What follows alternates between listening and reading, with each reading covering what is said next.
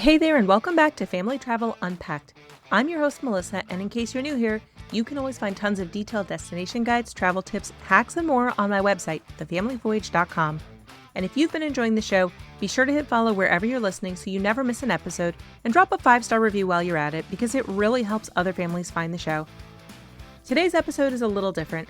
We just got back from London and the Azores, and instead of me telling you all about it, I sat down with my daughter Shoshana to hear what she thought, the good, the bad, and everything in between.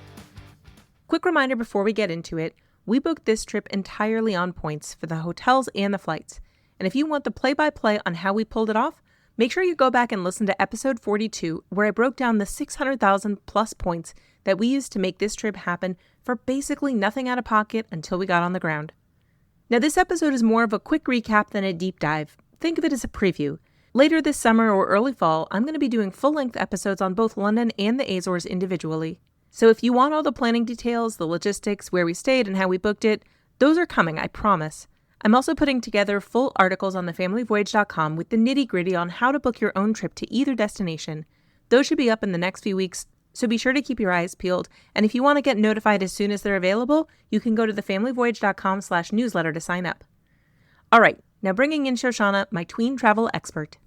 Shosh, welcome back to the show, and thanks so much for being with us to share your perspective on our trip to London and the Azores. Now, we just got back from our trip about a week ago, and it was almost like two completely different trips back to back rather than one trip because the destinations were so different. What's the first thing that comes to your mind when you think back on it? The first thing that comes to mind is warm weather. It was very, very, very warm in our first couple of days in London, and it was a little bit hot in the Azores too. Yeah, in the Azores, it was kind of humid, and I think it's like that most of the year because it's got that ocean tropical climate going on. Now, before we left, what were you most excited about for this trip? The Jellycat store. And did that live up to your expectations? Oh, yeah. Okay, so since that's at Harrods in London, let's talk London first. We stayed at the Standard Hotel, and what did you think of it? I mean, it was pretty nice, but I liked the hotel in the Azores a lot more. Okay, and we're going to get into the other hotel in just a few minutes. But in terms of London, you know, it's a really big city, and I know that's usually your favorite kind of destination, that and beach destinations. So did London live up to your expectations and the hype? Not really. It was a lot different than I expected. In what way? For starters, I thought it would be a lot more fancy. But it was just not what I expected at all. It was, I don't know, it was like less royal than I thought it would be. Did you expect to see everybody walking around with a big fur stole and a crown? Yes. Okay, well, at least you're honest. Now, you mentioned this a little bit before, but can you tell us more about your favorite thing that we did in London? Okay. The favorite thing that we did in London was the Jellycat store. And it was very, very, very fun. What is the Jellycat store? So, Jellycats are these like really, really, really soft stuffed animals. And the store that we went to, it was an airport theme, but there were Jellycats everywhere. And it was just so awesome. And were there any other activities or shows or anything that you really loved? We saw Hadestown, the West End show, and I really liked that. Great. Thanks for sharing your perspective on London. And we took a few hours flight from London to the island of São Miguel in the Azores, which is a really big contrast because you go from one of the largest cities in Europe to this really small island that's super nature-focused, totally different vibe. So what was that switch like for you? If I'm being honest, it was a lot of a switch. I like the Azores vibe better than London, honestly. It was kind of like the Hawaii of the Atlantic. I've heard a lot of people say that before, and I can totally see why you think that. Now, you mentioned that you liked the hotel on São Miguel better than the one in London. We stayed at the DoubleTree by Hilton, and can you tell us why you liked it so much and how it was different than the one in London? The staff there was just so nice. And if you're like a gold member or something, then you get complimentary access to the spa, by the way, which if you are like 12 and up, you can use the sauna. So And the indoor pool is also really nice. What did you think of the outdoor pool? The outdoor pool was cold for the weather that there was. Yeah, so nice view from the rooftop pool, but we actually didn't end up swimming there at all because the indoor pool was way warmer and there was a hot tub there. But we went up to the pool deck and we watched soccer and we ate a lot of food there. So since you said you liked the Azores better than London, what was your favorite thing that we did in the Azores? My favorite thing that we did in the Azores was probably, if I'm being honest, chilling at the hotel and enjoying the views and stuff. We did a lot of hiking. And was doing a lot of hiking good or bad for you?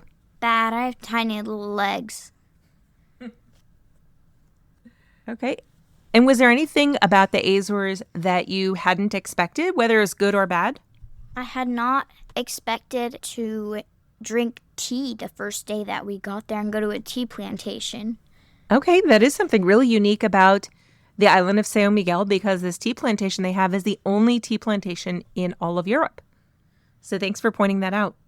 Now I want to shift gears just a little bit because you have celiac disease, which I've mentioned before on the show. And food is always a part of the story on our trips, whether it's because we really like eating or because we have to go out of our way to find gluten-free food. So how would you say the gluten-free eating was in London for you? I've got to say, it did not live up to my expectations. Italy is really good for gluten-free. Anywhere you go, you just say, hey, I'm gluten-free. They'll be like, okay, come on in. We have gluten-free pizza or pasta for you. So you felt like we had to work a little bit harder in London. And how about the Azores? Was that easier or harder than London? We ate a lot of fish and vegetables, which nothing special about that. I mean, everywhere you go, there's gluten-free fish and vegetables. Although the fish on São Miguel was exceptionally good because it was super fresh, right? Yeah. But on our first night in London, we went to this restaurant. It was so good. It's called Niche Gluten-free, and you cannot tell that it's gluten-free. The food there is so good. Yeah, I'll second that. I would say that was probably the best meal that we had in London, and it was fully gluten-free. Not a cheap restaurant. It was quite pricey. It was the most expensive meal we ate on this trip, but I would say that as a one-time splurge, it was totally worth it. For dessert, we had gluten-free chocolate fondue. We had marshmallows, bananas, and donuts to dip in the chocolate fondue. By the way, you're not dipping donuts in cheese, it's chocolate. I got confused about that when I first saw it. So I think I know the answer to this, but if you had to pick, which of those two destinations did you like better, London or São Miguel, and why?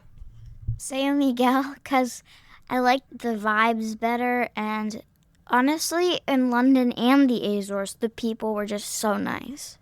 Yeah, I would say that was something that surprised me a little bit about London, is that since it's such a big, busy city, I expected it to have kind of harried New York vibes, but I definitely felt like the people there were warmer and friendlier than I had anticipated. All right, Shosh, what would you tell another kid who's about to go to either London or São Miguel? Oh, I would say for London, go to Harrods. It was just a really cool place. Like, I got my nails done there. I got special designs on them because there was like this cool oil-based nail polish where like you draw designs on your nails. Yeah, the toy section at Harrods was pretty special. There are all these demonstrators out showing you how cool gadgets and toys work. That was pretty cool. Yeah, it was. Also, the food hall there is amazing, right? That's a great place to pick up lunch for a picnic. It's pricey, but really good. Mm-hmm. Like, when I say pricey, I mean pricey. There was a ramen place there, and each bowl of ramen was $50. Right, that's in the restaurant section. But if you were doing the meal deal for a takeaway lunch, it was much more reasonable. It was more like $15 or $20 per person. Yeah.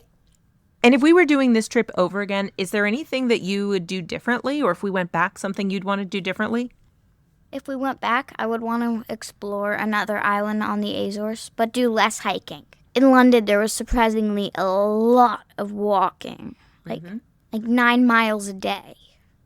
We walked a lot. We also took the tube, but we got our steps in for sure. Okay, and any final thoughts on the trip that you want to share? No, I've summed up my feelings. Great. Well, thanks for being here with us and for sharing your thoughts. Thanks for tuning in to this episode of Family Travel Unpacked. If you enjoyed hearing Shoshana's take on London and São Miguel, do me a favor and hit follow wherever you're listening. That way you'll get notified when I've got those full episodes launched. While you're at it, share this episode with another family who's dreaming up their next trip and drop a 5-star review so that other families can find the show. Remember, episode 42 has the full points breakdown for how we booked this trip, and my in-depth website articles and podcast episodes will be coming later this summer and in early fall. If you've got a question about points, planning your next family trip, or anything else travel-related, you can always email me at melissa@thefamilyvoyage.com or hit me up on socials at The Family Voyage. I read every message, and I love hearing from you guys. Until next time, safe travels.